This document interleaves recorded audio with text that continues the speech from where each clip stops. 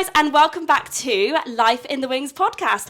I am joined by my gorgeous friend, Nathaniel Morrison. Hello. How are you? I'm really blessed to be here. Yay! I'm so happy to be here. I'm gagged you're here. I literally said before the podcast, I have so many questions for you. You did. Because this man does bits, bobs, all over the shop. I love that. Bits and bobs. Bits I'm and a bits bobs. and bobs man. You are. So we're going to start the podcast, as we always do each week, with quick fire questions. Come through. AKA the 16-bar cut. Mighty God. we know about the 16-bar cut. We're very aware with the 16-bar cut. Very aware. Okay, are you ready? I'm not ready. As you can tell, I couldn't even respond to you about the 16-bar cut. I was just like, It's funny. I'm so nervous. Why am I nervous? Don't be nervous. I don't know why. I'm excited. You're the only guest, though, that have said to me, are you ready? No. No, I'm not ready. Absolutely Chill. not ready. Let's take a breath. In, out. Let's go. Okay. Musical or play? Musical. Teaching or performing? Teaching. Oh, we'll put a pin in that and come back to it. I know, my agent's going to hate me for that. They're going to be like, full song or 32-bar cut? 32-bar cut. Ain't nobody got time. Ain't got time. Clock is ticking. Audition or self-tape? Audition. Okay. Original work or revival? Ooh, original work. Yeah, nice. Creative kind of guy. Yeah. Contemporary or legit? Legit. Oh, really? I'm old school, babe. Are you? I'm quite old school. Oh, I didn't know that. I fell into that when I was cast as the role of Mr. Snow at school. And I just love the classical, legit vibe. Don't get me wrong, I got so much time for contemporary. Well, you've done a lot of contemporary musicals. That part, exactly. But if I had to choose, you would choose my legit. favourite vibe, it would be legit. I love that. Love contemporary, but I have so much respect and honour for legit. I love that because there's so many people in the industry that are just like belting contemporary, but it's That part. We need to not forget about legit. To be fair, I love the two of them. Yeah. But if I had to make a choice, legit. Comedy or drama? Comedy. Yeah, I knew that. And then just a fun one. Do you prefer listening to music or podcasts? Music, Really? actually. But I do love a podcast. What? You do love a podcast? But I'm a big fat music fan. Are you one of those people that you can't walk down the street without having your headphones in? Oh, mighty God. I can't resonate with that. What? I barely listen to music. Isn't that really bad? I'm awful. I'm the guy that, some people do this. I'm the guy that plays music whilst I'm showering. Bit personal there. Do you know what I thought you were going to tell me? I thought you were going to say, I'm the guy that gets on the tube and has their speaker out and playing it. I thought that's where you were going with it. Enough respect to those people because that's a huge thing to do. But also very brave. Bold, very brave. Someone did it on the bus the other day. And Slightly, very antisocial, really. Really antisocial. And I feel unless awkward. The music's good. Yeah, true. Then you're like, hey. But I feel really awkward when I think the other day I was on the bus and she was listening to, I don't know whether it was a podcast or the news or something. And we were all just listening with her. It was very Have you seen the clip? There's a clip where a guy sings like Britney Spears. My loneliness is killing me. Then he left a pause for everyone on the bus to respond. Joking. Everyone went, and What a way to get the community We've got together. this is becoming a thing. It's going to get normalised if we're not careful. There's just going to be sing-along tube rides. Is it a thumbs up or thumbs down? It's a thumb sideways. Oh, let us know in the comments if it's a thumbs up, thumbs down, or thumbs sideways. That is what I want to see. I want to see your comments. Okay, interesting. That part. So, I have to stop saying that part. It's such a thing that I say all the time. What are you saying? That part? That part. What does that mean? I agree. Is that like clock it? Yeah, clock it. Clock it. It's That clock part. it. That part. Maybe I should change it to clock it. Clock. No, I feel like everyone's saying clock it. I know everyone is. Everyone's like clock it. 2026, folks. What's the thing that charge it? Have you heard charge it? That's new to me. I'm old, so No, people being like charge it, Charge as in it. it is what it is. Charge it. charge it. And I'm like, That's going to take over that part, I think. well, That's it was that on part. Love Island, Right. And everyone's saying it, and it got a bit jarring. I don't even know where I picked up that part from, to be fair. He made up his own vocab. I don't know. Don't think I did. I think everything is from that show, RuPaul's Drag Race. I can't get into it. That's cool. Yeah. Some people were like, You like what you like. Charge it. He learns fast. No, I can't get into it. I appreciate it, but I find that, when they have to be nasty to each other, I'm too sensitive. I'm like, that's fair. That's okay. Like it. No, I hear that. Right. Anyway, about you. So, let's go back to the beginning. You trained at Mount View, which I didn't know. Oh, yeah, I did. You trained? Did I? Yeah, I did. Yeah, you trained at Mount View. How was that? First incredible, of all? Did incredible. You love it? Yeah, for a variety of reasons actually. Because I'm a dude from Acox Green, Birmingham. Big up AG. Big up Birmingham. I always say to people, Acox Green is the part that didn't make the cut for Solihull. Yeah, because I feel like as a child, Solihull just came about all of a sudden. Yeah, because I feel like everyone knows Solihull. Right. But no one, where are you from? So Acox? Acox Green. Never heard of it. Acox Green. And it's literally next to Solihull. And it's weird that like we're literally right next door. So it feels like we didn't class it as... we're Acox Green. Ooh. We didn't make the cut, literally. Different postcode. Went to a Solihull school. Langley. Big up Langley people. So you crossed the barriers. Crossed the barriers. I did cross the barriers. They let me in. Well done. They let me in. Inclusive. Thank you. Very grateful for that. But yeah, like that whole posh area, they didn't want Acox Green to be a part of it. Oh, so no way. that's where we're at. But I'm proud to be from the ghetto. So you went to Mount View. Went to Mount View. That's what I was saying, sorry. So went to Mount View, and I was proud to go to Mount View because I'm from Acox Green, a very small kind of area of Birmingham. I didn't know much about musical theatre entirely, the way that other people who were at Mount View in my year did. Oh yeah, okay? Some people literally go in like knowing everything, knowing what shows are in what theatres. All this. I remember being to my friend. I'm gonna just name this podcast Charge It. I remember, and it's so funny now, like knowing what we know now. But I remember my friend when I first went to college. He was telling me about like all the shows in what theatres. I remember thinking, how do you know what shows in what theatre? Like, especially because I'm from Plymouth, so like coming to London was like once a year trip. Like, do you know what I mean? So I had like streams, fountains, if you like, plural, of knowledge. These are the people that helped me. So you had your Harrod Walters, who I believe is a principal for Stagecoach in Cambridge right now. Oh, no way. Big her up. Beautiful soprano lady. Love her. Good friend of mine. And Alice Fern. People like Alice Fern, Emma Lindas. She was in your year? All in my year. They were in my year. Yeah. Oh my God. And so I actually gleaned from not only the classes, but them. Because they'd be like, do you not know who this person is or that person is? Like, what's your repertoire saying? I remember Alice. What rap? She took me into a practice room and she introduced me to my infamous audition song. I sing it everywhere I can. Wait, what is it? I'll Be Here from the Wild Party. She introduced me to that. And I decided that I was going to be UK's, wannabe Taye Diggs. Like, I am UK's wannabe Taye Diggs. That's it now. Do you know what I mean? Oh my so gosh, yeah, so she really took you under her wing and like there was a lot of that. You. There was a lot of learning for me. Yeah. Even though I went to Stagecoach as a kid and I did the various different things, I even went to a school of speech and drama.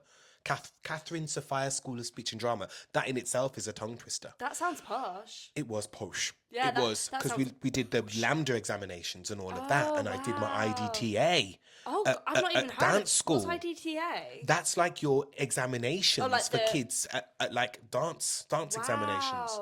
Did all of that. So did you start quite late? I started kind of early-ish, but I didn't quite grasp what the world of musical theatre was. Sometimes it's like a hobby that you enjoy, and that's kind of in that environment. That's all you know. Yeah, it felt like there was a degree of separation between what I knew and what was. Oh, I love that degree of separation. Yeah, so I learned a lot when I was at Mount View, and I remember my audition. I fell in love with the place from then on because he had me running around the room singing Anthem. Because I was very fortunate to have a singing teacher. No madness, though they're sad. I love that song. See, legit.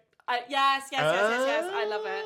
Yeah. Okay, I'll give it you. So like I was doing that and I was like, this feels weird, but it also feels great. And what is this? And I just wanted more of that. And so fortunately I got into the school and learned. Yeah. I learned. And you graduated and went straight into a job, right? I did. I've got here that you were Stevie Wonder in Dancing in the Streets, and that was your debut, right? And it was a UK tour at the Cambridge Theatre as well?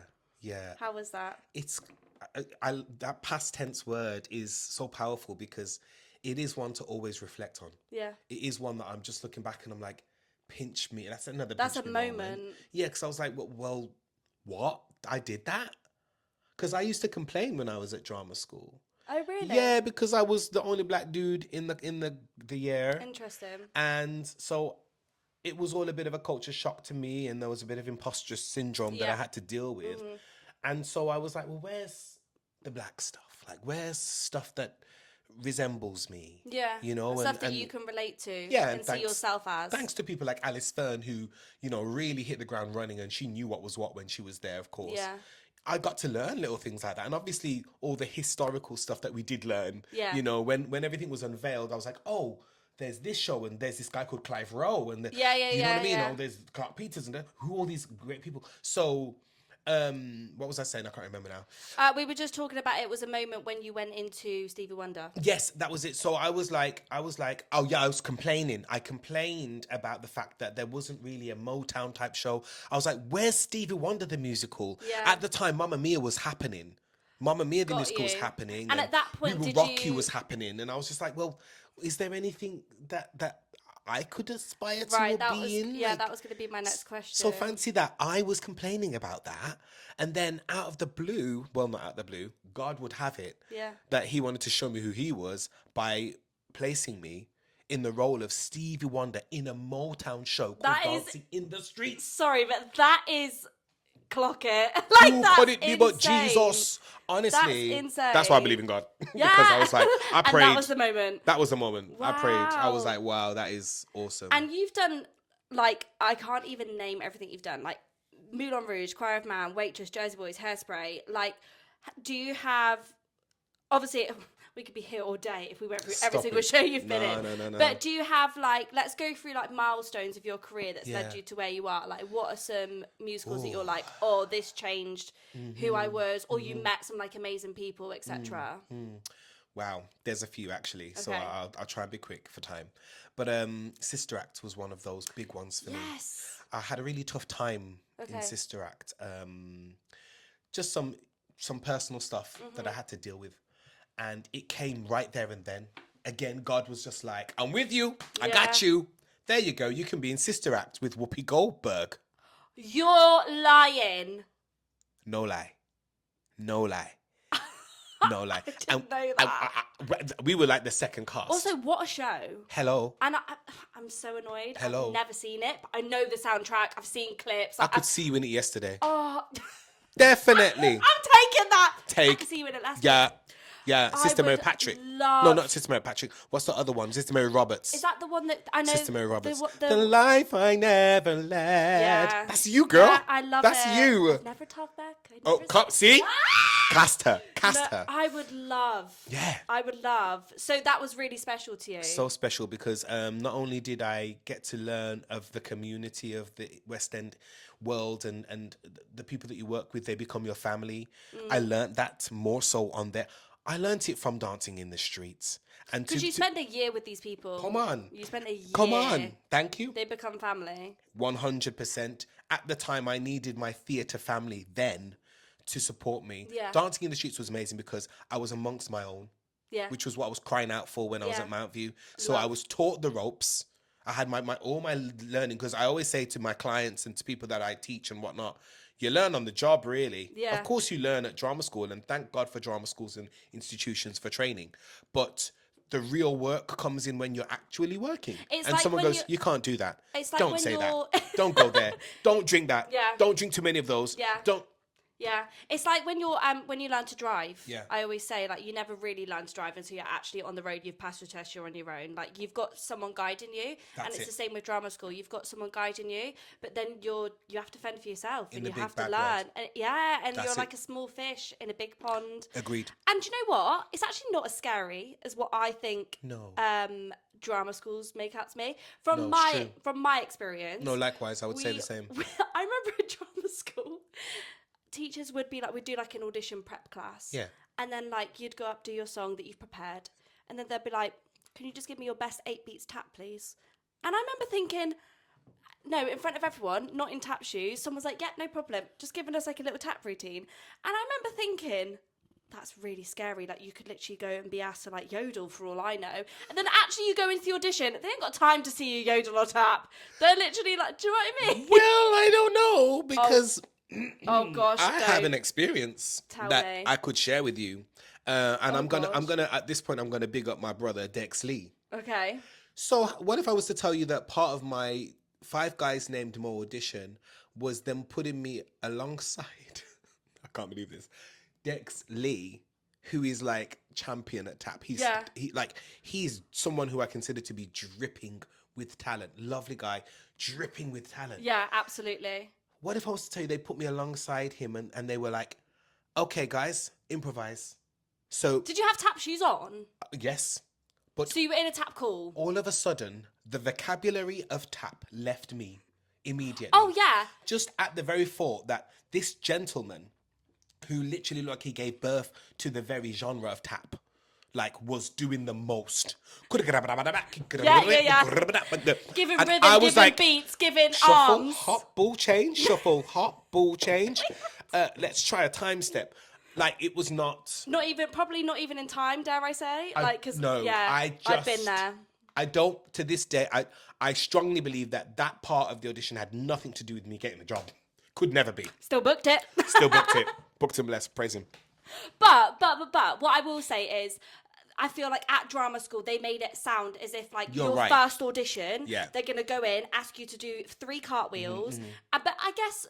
having that preparation makes it then easier to go into the audition, because then it's like, oh, actually, it's not that bad. It's not that scary. Yeah, agreed. And I think that's why they do it. Yeah. That's part of the preparation, as you said. You know, so when you do go in there, you're equipped. Yeah. So that you're able to actually stand. Because they used to say to us as well, know everything about whatever you're going up for. Yeah. Choreographer, director, who did the lighting design, who did the sound design. How many awards? Yeah. Revivals. You name it, like... I don't... This is so funny when you think about it. Right, because we've got to learn the material they ask us to prepare. 5 songs, 2 scripts. Make sure our song that we're going to bring in, our own song is good to go. Yeah. If there's some sides, we've got to get those sides down pat. And you want me to research. And then we need to know everything about them. Great. And then let's go. When you first graduate, you do all that. And then over time, you're like... oh, actually, no, they've not got time to ask how many revivals the show's had or whatever. But I can't lie to you, there has been moments where I've... You're going to scare me! No, I promise. Where you think I'm going to go with this, I'm not. Okay. There has been moments where I've gotten the nerve. I'm like, oh my God, what if they do ask me? Yeah. And I'll start doing some research. Outside the room? Yeah, I'm just like, okay, so what awards did they get?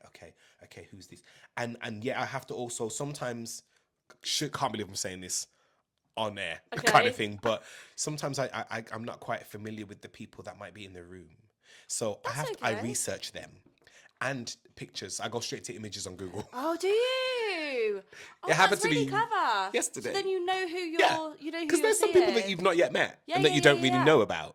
Oh, I love that. And it's exciting because it opens another door for you to learn more about different people who are working in the creative side of the industry. Do you know what? I'll actually be honest with you. I've never even, when going into auditions, I can't even lie, I don't even think about the team. To be fair, that's so natural. Is I it? think a lot of people don't think about the team, but it's something to think about. Not in a rude way, but in a sense of like, have I got all my stuff done? Am I prepared? Obviously, I know your focus is particular. I know who the casting directors are. I'm not that clueless, but in the sense of like who specifically is on the panel, that's actually something that now I've learned. That I'm like, oh, maybe I should research that to be more familiar. Well, you never know, you're going to meet them again and what other opportunities they might have in store for you. True. So let's talk about teaching. Okay, let's talk about teaching. Let's unpin that pin. Oh my. So your passion lies probably more with, I wouldn't say more with teaching than performing, but you are very passionate about teaching. My passion for teaching has grown and developed somewhat. Because I can't remember if we've already said this. We met at West End MT, which was big up WEMT.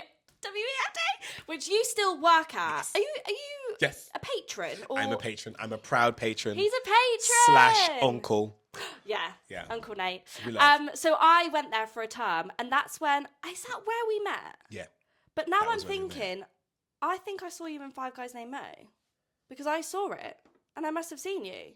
What theatre was it at? It was a pop-up Marble Arch theatre. Yes. Oh my gosh. Okay. Yes. See how the world works. I tell you. Isn't that weird? It's too small. It is too small. It's tiny. And yeah. That's crazy that you saw me in that. Yeah, I did. So yeah, talk to me about how you got into teaching. Because also as well on West End MT, I'm always like following their TikToks, and there's always you like someone singing, you're like throwing your shoe on the floor, like like you're the biggest hype man. Which is what I loved about you. Like, that's what I loved about you. I was like, he's got me. He's got me. Thank you. So, yeah, talk to me about teaching. Yes, so I got into it from a very young age, actually. I was very fortunate to have my work experience following my singing teacher in Birmingham who went to Birmingham Conservatoire. Beautiful classical singer and teacher. And so I went around and I sat in some of her classes, and then I went to the Birmingham Conservatoire and watched her teacher teach her. I watched my teacher be taught. I'm still gagged about that. I'm still like, what? What an effect. It was crazy. Yeah. I love that. Excuse me, in the chest. It was crazy. What an experience to have, especially as a young person aspiring to go into the industry and who was interested in the voice and singing. So that's kind of how that started. And then I went to Stagecoach, and then after Stagecoach, I somehow ended up working alongside her. Alongside my singing teacher, Sam Lewis, big up Sam Lewis. Love. And then ended up working at Stagecoach. Doing teaching at Stagecoach. Oh, I love and that. I must have been like early, like 17, 18, round about them age there, like that age, them age there. So yeah, like it started from young and it's just developed, and I've just done a lot of workshops. I got into the world of doing workshops after I'd done a few musicals and stuff, and realized that there's a world where people do workshops. I feel like you like to nurture talent as well, love don't nurturing you? talent. I love. And It's you what I love, think I'm called to do on this earth. but also really. not only talent, passion. Yeah. And when there's like a young child who you can just see the passion in them, especially at West End MT, because you've got people as young as like 14 years old or something. Well, younger than that. Yeah, much younger than that. Oh my gosh, yeah, of because you've got the course. 10-year-olds, Yeah. almost like from like 7, 8 up. And some of these 10-year-olds, no, Next level. like next level. They make me want to stop. Seriously. I'm Because like, what am I doing? could not, like, genuinely, I'm not just saying this, I couldn't do what they do at their age. I can't. I couldn't do it. At 10 years old. Some of the stuff that they do, I can't do now. On 10 years old, I was pulling a wedgie out on stage. Like, no, genuinely, like, I was literally like on the stage, like putting that wedgie out, looking to the audience. Like, the presence that they have is insane. Yeah. You also are an agent. I am. How did that come about? So, that's a good question. There was a moment in my career where I developed a deep interest in what my actual agents were doing at the time. Oh, okay. At the time. I was very blessed to have what I consider to be old school agents. Okay. What Starting do you mean by off, that?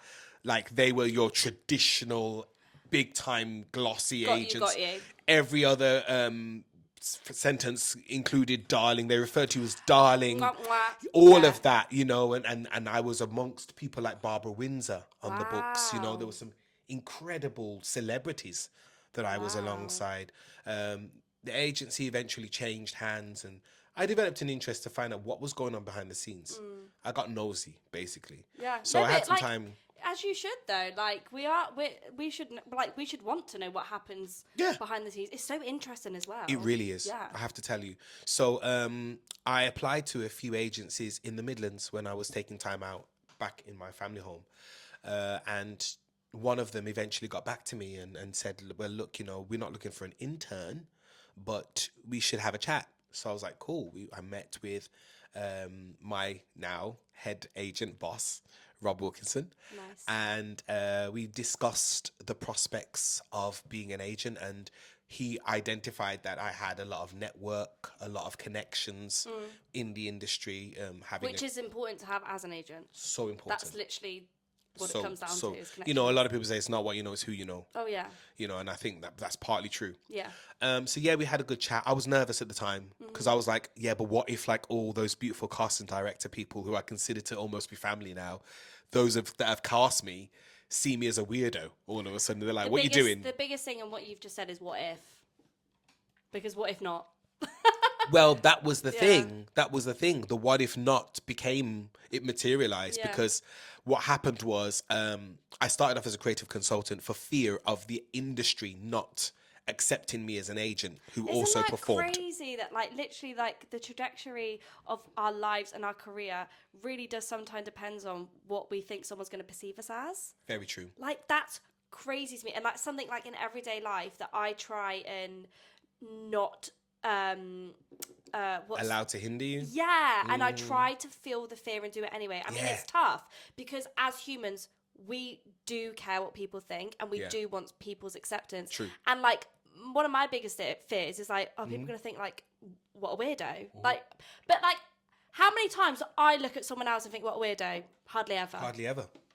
Do you know what I mean? You see that? So the crux to the end of the story of that is that basically I realized the majority of my friends were doing it. But nowadays, like, people aren't just performers anymore. People are performance. They're assistant casting directors. They're agents. They're podcast hosts. You know what I mean? Come through. Do you know what I mean? Because it's another outlet. Hello. It's another outlet. It's another way to get our creative juices flowing, and we're not just waiting. Come on. We're You're talking doing. to me. Preach. Sorry, I've got shivers. Preach. No, go ahead. Yes. But do you know what I mean? We're not just waiting. We're not just waiting for that next audition. We're not just waiting for the next email. We're doing. We're doing. And by doing that out of pure sincerity, it then provides opportunities. 100%. Sorry. Welcome to my TED Talk. You might as well. I'm passionate though. I'm passionate about this industry. That's what I love about you. I'm passionate about life. That's like, what I love about you. We share passion. Yeah, we're just share like, passion. oh, I'm like, give it to me. And I'm sure there's a lot of people out there as well that are equally as passionate. 100%. And hopefully this is doing something for those people I hope that might so. be even struggling. Like one of my biggest goals is there might be one person that is watching this and who is like a performer who's maybe like worried to email someone or worried to do this or just needs confidence, and I want this to be like, we see you, we're here for you. We do see you. We are here for you. Yeah, we hear it. Do it anyway.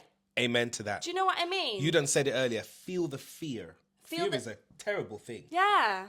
And do it anyway. I do it all the time. That fearful energy can really transform into something very powerful. Because I have friends outside this industry who feel the fear and don't do it, and I see how limited. Same. I see how limited they can make their life because they let, and it's obviously that's so normal, but they let the anxiety tell them where they're going, basically. Yeah. When actually, I remember something really random and really poignant in my life. I was about 8 years old, and I was at this like theme park type thing, and there was this death slide. Right. And I remember being at the top of the death slide, being like, I can't do it. Like, there's no way I can do this. All right. Like, there's no way. And I remember feeling so scared. Like, it's too high. I was picturing me going down and my body coming off and then slapping it, all this stuff, right? Yeah. And then I just thought, Charlotte, just do it. Yeah. I did it, and I was on that death slide again and again, about 20 times, having the best like day of my life. But if I hadn't have done that, I wouldn't have known how fun it was going to be. And you can take that into anything in life. Like, if you just do it, if you do it and it's scary, you don't like it, don't do it again. Don't do it again. But majority of the time, if it's something you want to do and you're scared, you will enjoy it. I don't know who I think I am. Jesus is with us today, because Amen. I don't know who I think I am. He's with us. Wow. It's funny because I had a similar experience just recently at Coco K, Royal Caribbean. Coco K. You know it. Perfect day. Bum, bum, bum. That Coco K. You know it because you've Coco done K the Royal Caribbean. well. So I went. And I had the same experience on them big water slides. You know what I'm talking about. I know exactly what's So you were speaking, and I was like, oh my God, I see myself doing that just the other day. Yeah. Because I don't do them kind of crazy. It's like, you see how wiggly and squiggly it is on the way. Me no, and adrenaline, sir. don't go. Yeah. I was very adrenalized that day. Did you do it though? I did it. Did you enjoy it? I did several. No. What are you talking about? But there we go. Feel the fear and do it anyway. That I'm going to literally like caption that. Feel the fear and do it anyway. I feel like that's the subtext to all of what we're talking about. Let's talk about, have you had moments of, as we call it, being unemployed in this industry? Yeah. And if you have, what do you do with your time? What do you do to stay motivated? Do you go to classes? Do you carry on learning? Like, kind of, what do you do? Muggle jobs? Like, talk to me about the space in between. I mean, you've answered the question already with all of those things. But talk to me about it. That's what we do. I'll talk to you about it. So I'm a creative kind of guy. I can't sit still. So a good friend of mine, Anton Stevens, big up Anton, I'm picking up a lot of people on your As we today. should. He encouraged me. He said, when you're not employed, employ yourself. Ooh. Made you put down your mug. Hey, you're not these mugs are employed, good, by the way. employ yourself. I want one of these. Let me know how much it's going to cost. Thanks. Much. Love a merch. Yeah. I love when you're not that. employed, employ yourself. So Yeah. I went to a Titus Burgess concert. Mm-hmm. And this is another pinch me moment. Some people may know. He invited me on stage to sing with him. Oh, wow. In the concert. And I sang with him, and it was a real blessed, anointed moment. I sang His Eyes on the Sparrow with him, and it's on YouTube. And, you know, I love the fact that it was recorded, because it's like, did that even happen? Yeah. Anyway, afterwards, he offered to see me, and we had a chat. And he was like, well, what are you doing? Like, do you have a show? And I was like, no. Nope. He was like, okay, so why don't you have a show? And I was like, I don't know. Yeah. He was like, you need to have a show. You need to have a cabaret. As in, like, have a create your one-man own show. A one-man show. Do you Come know on, how have many a people one-man have show. said that to me as well? I've said it to you. Well, yes, you did. Oh my God, you did. I've said it to you. Yeah, it's a scary thing. Get the one-man show going. And hey, it was a scary thing for me. And I heeded his advice. And So did you do it? yes, I've got my own one-man show. I didn't know that. It's called Songs in the Key of Nate. See Oh what my I did God, that's there? iconic. See what I did there? See what I did there? Yeah. Oh, Big Stevie wow. fan, of course. So can you take So, that anywhere? Like you can. I've taken it. Wow. Everywhere. Yeah. Yeah. I want to get it on the cruise ships at some point. It would be really cool. Oh my God, that's insane. But I've done a lot of venues in around London, central London. So on your downtime, you've put work into work- that yeah, to create something else. Yeah, I do cabarets. I teach. I do. If there's a Muggle job that I can pick up, Yeah. I'll do the Muggle job. Do you ever do like do you ever do classes like Yeah. at like Pineapple or Yeah. something? Do you? Yes, I do. I of course, you have to. You have to keep on top of it every now and then. This is a I'll sub- slip into my split soul capesios. Not the split soul. I've not heard those two words in years. More Laducas nowadays, folks. No, I just, yeah. This is another No, thing. I just wear my trainers. This is another thing of feel the fear and do it anyway. So I had a huge fear of Pineapple. Right. Dance classes. Yes. People being in their fishnets, the Dukas, Yeah, yeah. giving it. Yeah. And I challenged myself to do one Great. dance class a week. Good. I'm going to shout him out. Yeah. I go to George Beats Tap on a Monday. When I tell Big up you, George Beats. I feel so blessed that I have found Love that. a class that I feel safe in, that I feel supported in, that I feel I can be myself in. Because I've been to classes where it's honestly, it feels like it's a fight Daunting, to the front. intimidating. Yes. Yeah. And it feels like an audition. Yes. And that's another moment, a circle of feel the fear and do it anyway. anyway, Because yeah, I no, did. yeah. And don't get me wrong, I stand at the back, That's okay. I jam, You've but I have the best time. you're working on your skill at the same time. Right? It's a blessing. Yeah. So, and you So- go to classes as well. I do. I go to classes. Just I shows haven't that- been recently, but I'm looking to go again soon when It things get a little bit less busy. Yeah, it just shows though, like even successful people, whatever we think success is, but even people that are like employed in this industry still have to go to class and work on their craft. If you're successful, you have to remain successful, Wow. right? Yeah. So what is that? We have a slogan in my church. What is something like what is obtained by prayer must remain by prayer. What does that mean? Maintained by prayer. What you gain through prayer, you've got to maintain it through prayer. Oh, yes. Right? Okay. So there's a bit of church for y'all there. Because otherwise you lose it. There you go. So we don't want to lose it. And even though we think, well, I've been successful, I've been in a big show just now and I'm on it, I'm still on it. It's not going to leave me. Oh, my it skill ain't does. going to leave me. It does. It does. It wilts. It It does. wilts. If you don't nurture it, it's like a plant. You got to keep nurturing it to help it to grow. I was in the finals for Come on. 42nd Street years ago. Do you think I'd get there now? Probably not. That's why because I went to my first lesson of tap and I was like, whoa, I thought I always had it in my back pocket. No, I didn't. I mean, don't get me wrong. I wasn't like, two left feet, but like I lost a lot of the ability and like the intricacy, which Right. is why I'm like, I need to continue working on You it. keep going to George Beat, no problem. Yeah. I hope 42nd so. Street comes along, you'll be fantastic. And even if you don't get that role, you walk out feeling better about yourself than Oh, if you didn't 100%. work on your skill before you went 100%. into the audition. There's no way I'd want to do a tap audition without doing classes now, and I've learnt that, and that's, do you know what I mean? That's something that I've learnt. There you go. So we are about to Covering go a lot of into- ground. This is great. I know, I love it. I'm sweating because I'm getting excited. Child. We're about to go into our next section. It's called Backstage Drama. I like that. I like when you sang And it too. also, I need to remember, my dad, who watches all my pods, Big says, up, Dad. Charlotte, you need to slow down on your speech. Well, I'm just Because as bad. I get so excited Same. that I'm like, What? Same. So, sorry, I just get excited, guys. It's great. She's great, isn't she? I want to know, thanks. I want to know if you have anything funny, embarrassing, unhinged that has like happened in this industry for you. Funny, All of the above. Any of the above. So Joseph and his mate said, "Go drink." Wow, you see, I just did it. Did you even get that? Sound like speaking in tongues. Joseph and his amazing Technicolor Dreamcoat. Yes. I was one of the brothers, fortunate to be one of the brothers in that production. And I remember there was a particular moment when I was sharing this with Lee Mead the other day, my brother. He's my boy. When I was younger, I was a huge Lee Mead fan. I mean, I probably still am, but I'm definitely a huge Lee Mead fan. When even I was though young, he's my friend. Oh my god! And my friend did a show with him. This was years ago now, when I was a youngster. Yeah. And I got a video of him being like, "Hi, Charlotte, I've heard you're a fan. What a darling! What a babe!" And he hasn't changed. How kind is that? He's just one of the most beautiful people I know. He's an awesome person. So I was sharing this with him the other day because we did something for Western MT similar to this. Oh, okay. And there was there's a scene where we come forward for the dreams are more than crystal clear, the writing's on the wall, and we charge towards the center. Right. And it's on like the lip of the front of the stage, and it's got like a little bend, but you can still walk on it. And we're in these big, massive cowboy type boots, of course. I've gone to do it. Well, Gravity said, "Where you going?"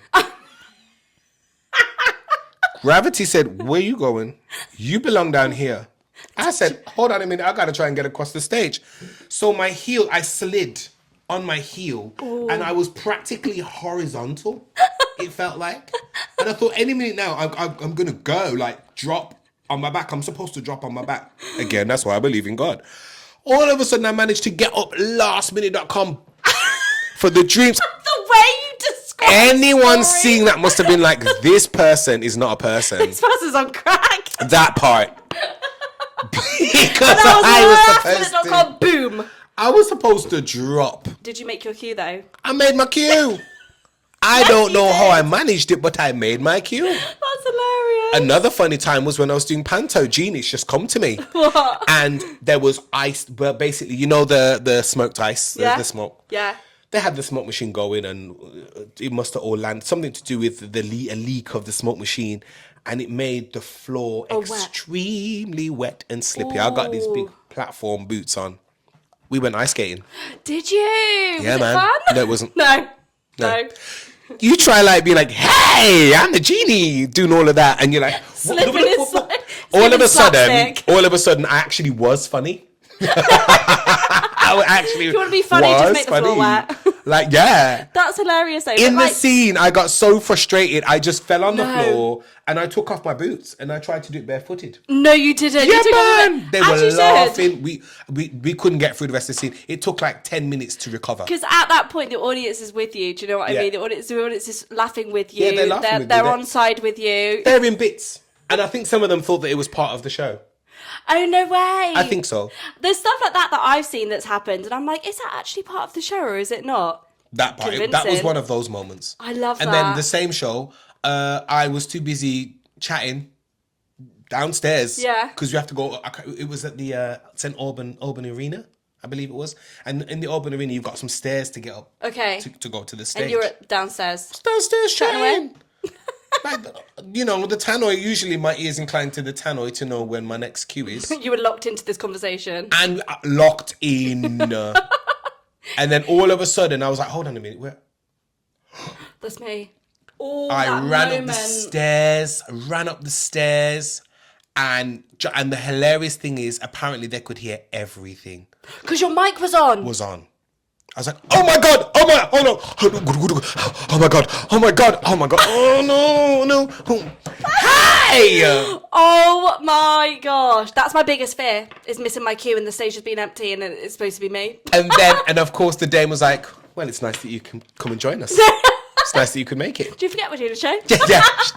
You're like, I was on the interval. Rips me for the rest of the show. Oh, that's hilarious though. Great. I love these funny moments. So there's a lot of funny moments there. Do you have any unhinged things of like, I was saying this to you before when we were like going through the questions. I would really want someone to like tell me, because I think I've said this in a pod before. I've had I've known of people that have like changed an email that someone else has got and like put their own name and gone to the audition and be like, oh, I've got an audition for this, and then okay, do you know what I mean? Like, I'm like, has anyone done anything unhinged? I'm like, come on, surely someone has. So here we go. Here's the unhinged. Okay, because I live these. And this is kind of like a sweet one, really, because I was offered to audition for Porgy and Bess at the Savoy Theatre back in the day, and I was ill. I was in Liverpool. Okay. Doing a show, and I felt ill. I wasn't well at all, and so I missed the audition. And so the next day, I felt better, got better, and everything. And I spoke to my agent. So I was like, "I'm so sorry, I wasn't able to obviously attend the audition. I know you've explained to them that I was ill and stuff. Is there any chance that I could maybe still be seen? Are they doing any other naturally any other auditions? I really want to be seen for this. I really want to go up for it. I'd really appreciate it." They said no. They said, well, no, they're not seeing anyone now. That's it. Like you missed your opportunity. Unfortunately, one and done. So it turned out that, tell us what you did. as God would have it, there was a girl that I was working with on that particular production who knew the choreographer. Oh, so you were like, I will unveil the name of the choreographer because he's infamous. And so I said to her, I beg, give me that number. I said, give me that number.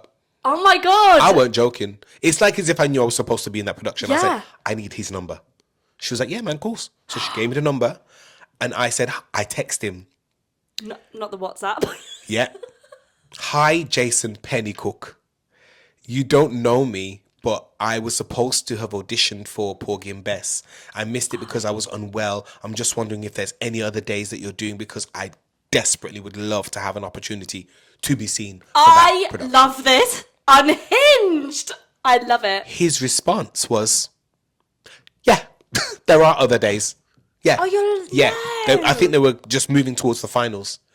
So he said, this is a day, but he said, you've missed the teaching of the routine. Yeah. So you'd have to come and try and pick up quickly and you know, get it going. So I was like, yes, whatever, thank you. What day?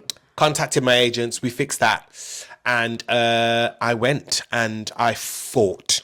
Wow. When I walked in, there was a gentleman by the name of Tim Walker Freighter, still a good friend of mine to this day.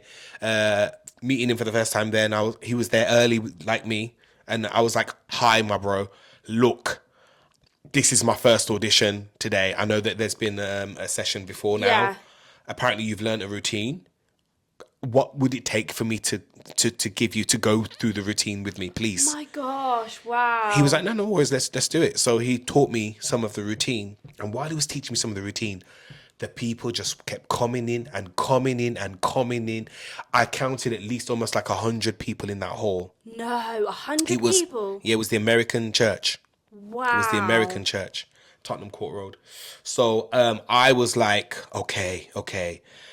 I barely picked up what he was trying to teach because I was so panicked and nervous, and people coming in and stretching and looking at us funny to be like, what's going on there? Yeah, like, and also you know this what was I mean? like your first audition for it. You'd known that other people weren't for it. You knew that you went like a roundabout way to get there. There was so many things going on. Yeah. So I did the best I could. Yeah. And it got to a bit where there's a jazz split leap jump. Well, I do love those. Not anymore. Because I'm now moving on in age, shall we say. So the jazz split loop jump isn't quite as high as it used to be. Got you. But I went in on that, did that, like nailed that part, I think. And just picked up some of the rest of the routine. Yeah. And you know, we were broken down into smaller groups, and I just did the best I could. And then they said, okay, guys, we're going to do some cuts. And I was like, here we go. I'm done. That's it. I'm good. I'm done, man. Because back to Liverpool I go. Back to Liverpool I go. Called out some names. You were on there. My name was called out. I was like, oh, and they called us out to sing. And so you were like, I've got this. This is my thing. Yeah. Like if anyone was to ask me, I'm a singer, dancer, actor type person, you know. So, or singer, actor, dancer more so than anything because the dancer too. But so I was like, yes, and I sang for them, and it went really well. It went well, and I got the job. Isn't that? I got the job. Unhinged, but got the job. Isn't that crazy how they went from, sorry, we don't have any spaces anymore for you, like we're not seeing you, to then booking the job you're on the stage? All because you were like, I need this. How am I going to get there? I'm going to message the choreographer. Like, unhinged, but also you created your own opportunity. Agreed. Like, I love that. Sometimes you have to do things that are above and beyond. Oh, absolutely. And I'm not encouraging people to do crazy stuff. No. But, like, if you feel a passion, and you got to pursue that. We're not getting everyone to, like, message Harry Blumenau. Yeah. Can you imagine? No. Can I get the number for Harry Blumenau, please? And the thing is, I know them quite well. Like, Debbie O'Brien is, she's like an auntie to me. No way! Yeah, well, because she's cast me in a few things, and I just adore her. I really admire her. She's really lovely. And obviously, I know Harry, obviously, because I met them. Yeah. I met her kids when I was at an audition. Oh my gosh, of course. When I was at an audition, she introduced me to her kids. Oh my god, so we kind of all know crazy. each other in that way. Yeah. I love that. Thanks for sharing. You're welcome. I think low-key that's been my favourite. My favourite one so far. I was waiting for someone to, because I've done some like unhinged stuff, and I was just waiting for someone else to be like, I've done it too. Yeah, I've done unhinged stuff. So we're going to go into another section. It's called Cut the Glitz and Glam. And as much as we love the industry, it's brought us so many opportunities. There is a side of it that I think like should be spoken about. Yeah. And yeah, things that basically what I want to ask you is what is something that you have like personally struggled with in the industry that like someone might not know, it might not be like common knowledge. I'm not telling you, I'm not being like, tell me your darkest secret, but just something within this industry that you've personally been like, oh, that's a struggle and I didn't know. I think one of the challenges for me was to my faith, like bringing faith into the industry, into what I do, knowing that it was God, I believe, that was opening those doors and opportunities for me, being able to be open about that and honest about that, and to show people who the God that I believe and I serve is, just by the way I am. That's it's a lot of vulnerability, isn't it? A lot of vulnerability. There's been some times where I've come to some decisions that I've had to make, like making sure that I don't compromise my faith. There's been that, there's been those times. Wow. There's certain shows that I actually, find hard. I know this is a touchy subject because of some things that have happened with other productions. Yeah. But one thing I will say, God is love. God is love.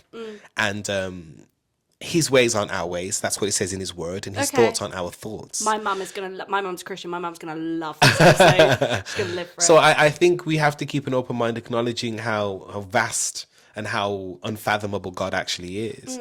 So, but there are certain things where I get my personal conviction that I don't really want to do. So that's been a challenge. Yeah. To kind of know what I can do, what I can't do. That's something I've not even thought about, actually. I didn't until I was faced with those challenges. Yes. Yeah. Until it was there and you're like, oh, I have to make a decision where I feel like this, does this lie with my morals and who I am and what I follow? Thank you. Am I able to authentically shine my light in this moment?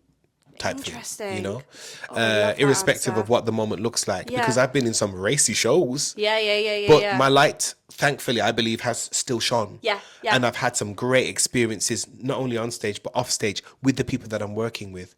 In the way of shining my light and just being who God has called me to be. Not to preach on people. I don't do that. No. Just live. It's just who you are. Just live. It's just it's just Nate. Just be what you're called to be. And so that's something that I've I love that struggled with, but I'm grateful that I've come through. Yeah, I love that because you haven't detrimented who you are to put this industry first. That's right. And I think that's so important. Yeah, it was to me. We're humans first. It was to me at a time when there wasn't much of an awareness of all of those things. Yes. Now we're aware of a lot of things. Yeah, it's just about. Then there wasn't. Education. It is that. And understanding and sensitivity, which I think in some aspects is still lacking in the industry, actually. Oh, there's so much more to go. Yeah. I mean, I'm going to get a bit dark here, but I think that there is still an element of box ticking that takes place in productions. Yeah.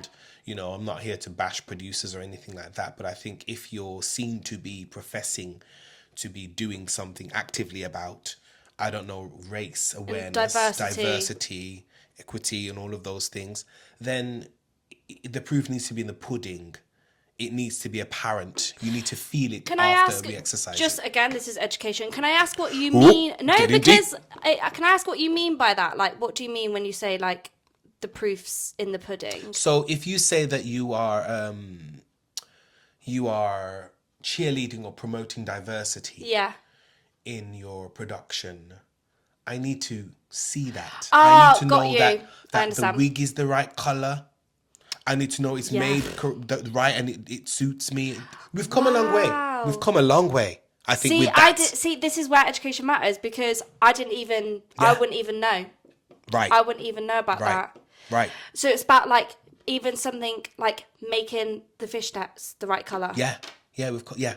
That very much that. And there's been productions where that has been very apparent. Yeah. Like, you know, even the things that we wear, they match the flesh of our hands if we were doing like lights or anything. Unreal. Like, you know what I mean? Those things. And, Yeah. But there's some people that potentially might preach that they're full of diversity and, you know. And they're not necessarily professing it. Got you. And I've had those experiences which have challenged me. Okay. Because obviously I'm told one thing and I'm going into what I think is a certain thing. Like there's an opportunity for cultural awareness and diversity.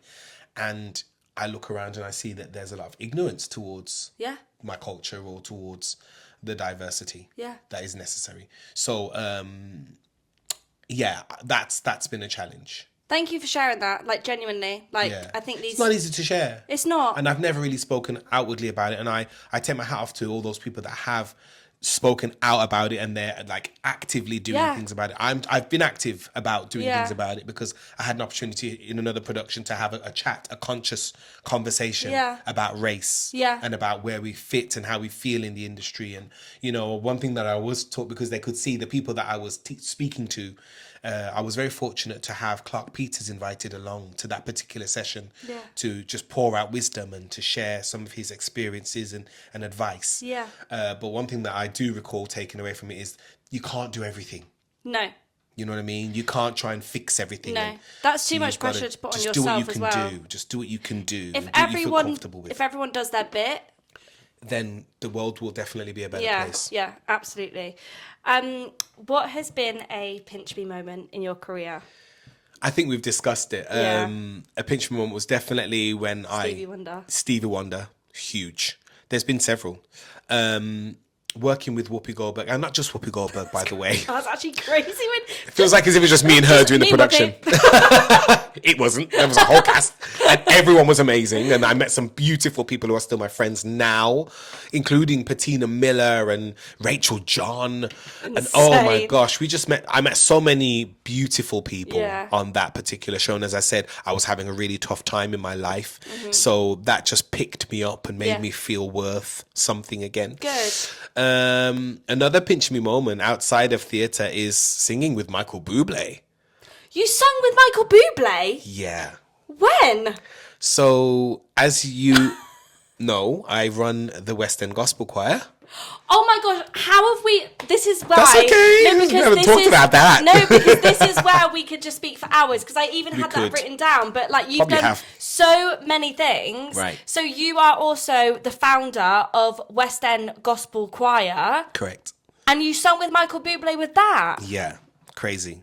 That was unbelievable, because someone that I felt was out of reach, all of a sudden I was singing alongside and with. How did that happen? And the choir, my family, my beautiful choir family were with me, and we shared that moment. Yeah. You know, I was approached. I had an email. Here's a joke. Yeah, you did. Here's a funny thing. Here's a joke. Get closer. So when the person contacted me, first of all, the email was, "Is your choir available to sing alongside a celebrity?" Okay. So I was like, yes. I just put yes. Don't care who the celebrity is. Just put yes. It's like the spirit was guiding me to just say yes. So I put yes. And then they said, "Can I call you?" And she called me, but I was quite busy. I was on tour, I think, at the time.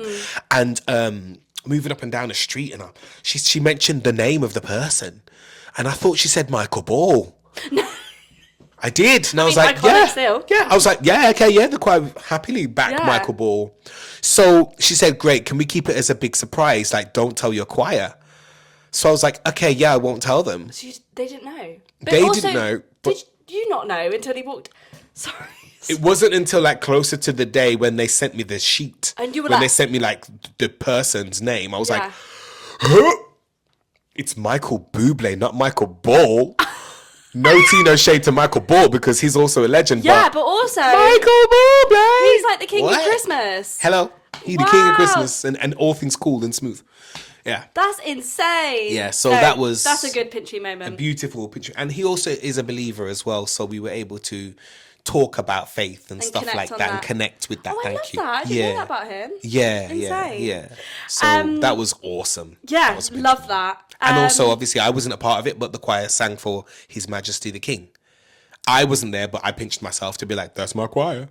I didn't know that either. Yeah. God, this choir is working. Doing the things. Wow, unreal, babe. Unreal. So deserving. Thank God. So we're going to come into the last segment of our podcast. All right. And, oh God, I could talk to you for hours. I know. I think we have. It's been 3 hours. So this is called the 5-minute call. All right. And this is 5-minute call, everybody. Ladies and gentlemen, 5-minute call. Thank you. Ladies and gentlemen of the Life in the Wings cast, this is your 5-minute call. 5 minutes, thank you. I think I might start the podcast with that. You're welcome. Voiceover. So this is basically where I give my guests just space to... Anytime I say space, I always think of that Wicked interview where they're like, you know, where they ask Cynthia Erivo about holding space. Holding space. So anytime I say space, I always think holding space. Holding space. We're holding space. We're holding space for Nathaniel. Thanks. Tell me dreams, what you want to achieve, accomplishments. Can be industry, non-industry. Well, first of all, I'd like to see more of my faith involved in the industry. It's happening. It is happening. But one of the dreams and the goals, I did a show called Renew Your Hallelujah with an incredible gospel choir. And I want to call them enterprise organization because they're kind of like that and they're renowned. Volney Morgan and the New Ye Choir. And it was an incredible production. And I just realized that there's so much premise for faith in theatre and faith in the industry. So I'd like to see more faith orientated productions, and because obviously of my faith. That's my own personal thing. No, love but that. then on top of that, I have a passion now that is growing for the creative side of production. Okay. I really would love to try my hand at being like an assistant director. Oh, you'd smash that. Do you think? Like resident type vibes, or, you know, even like I have so much admiration for company managers. Yeah. Because I have such a love for people. I was going to say, you looking after a bunch of people. Constantly just wanting to look after people. I don't know what's wrong with me. Hero complex or something. Great. But yeah, like I love that idea. And so I think I'd love to explore that. Obviously, I'd still like to keep working, perhaps, and do bits here and there. But, you know, I look at champions like Tyrone Huntley. Yes. You know, who I just admire and I'm inspired by. I could name so many. I'm getting myself into trouble naming names because there's so many other names I should name. People are going to mention you like, why don't you mention me? Why do you mention me? Do you know what I mean? But like, I see that he's done that. He's done the theatre stuff, and then he moved and became a director and did the directing. And I have another friend who's also...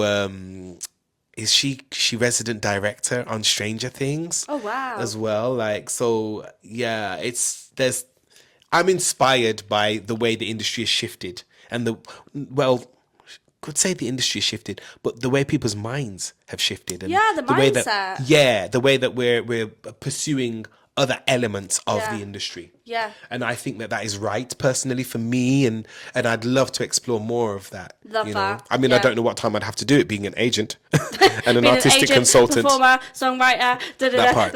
And I ought to big up the agency, Red Talent Management. Big love to you guys. Hi, Red and all Talent. my beautiful clients. Hopefully they're all watching. Please subscribe. I hope so. They should be. I think they are.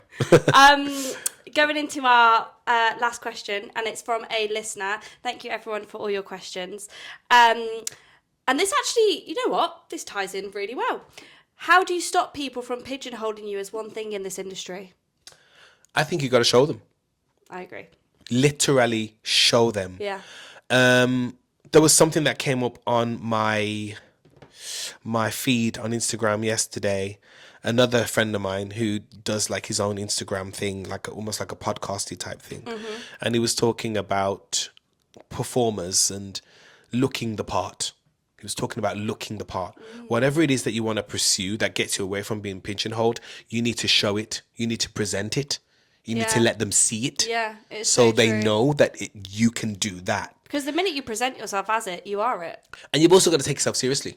Because some people aren't, and it's not that, let me backtrack. Okay. It's not that people don't take themselves seriously. They're not tenacious maybe enough or courageous enough to put a stop to the pigeonholing. So when the opportunities come and they're like, we want you to do this again, you can say no. Yeah. It's hard to say no when it's work. Jason Lee Winter's podcast, he was saying that about, if I remember rightly, I think he was stuck in like a swing box. Right. And he knew he wanted the part. Right. And I've worked with him and he's incredible. Did you work with him on Moulin Rouge? He's a good friend of mine. Moulin Rouge. Oh God. Again, obviously there he was swing and he dance captain as well. But it's about breaking that and having to say no to some things to break that. He's the kind of person that I think has the tenacity and the will to do such a thing. So I'm sure he's already doing it. If not, or, Of course you're good friends with him because like I get it. Of course. Like he's very like us as well. Like the way we even like chat. Tribe vibes. Yeah. Oh, I love that. Yeah, I think you're right. I think it's just about showing people and it's about not even pigeonholing yourself. Yeah. Because sometimes we pigeonhole ourselves. That's true. And we're like, I'm a singer, I don't dance. And I used to do that. I used to be like, oh, I'm not a dancer. But actually, I'm like, you know what? I've got 3 dance rounds. It's funny because I'm at a point where, not to cut you, but I love what you just said. I'm at a point where I'm having meetings with potential clients. And we're talking a lot about that, about keeping your options open and leveling up. Yeah. Because there's some of them that are saying, you know what, my dance is the best thing and like my singing ain't that strong and I don't know about acting. And I'm like, well, why don't you do something about that then? So then you're not going to meetings saying that? Yeah, because I've been to several showcases and I've seen the potential in a lot of people. I'm like, if you just had a few more lessons and, you know, if you just worked on your singing and if you just maybe had a few acting classes and whatnot, you could then really be the legitimate triple threat. Yeah, so true. Because the more skill set you have is the more opportunity that will be available to you. Oh my god, yeah, and even outside singing, dancing and acting, like there's so many shows now where they need like musicians, or someone that can roller skate, or like for adverts, someone that can horse ride. Like there's so many skills, and it's just like any skill that you've got, get that on your spotlight. Absolutely. So your skill set can help you come out of the pigeonholing and safeguard from pigeonholing. Unreal. It has been more than a pleasure. Thank you for having me. Podcast. I'm really honoured. Course. And congratulations! Yeah! We will rock you! Oh my God. Wow, vocals!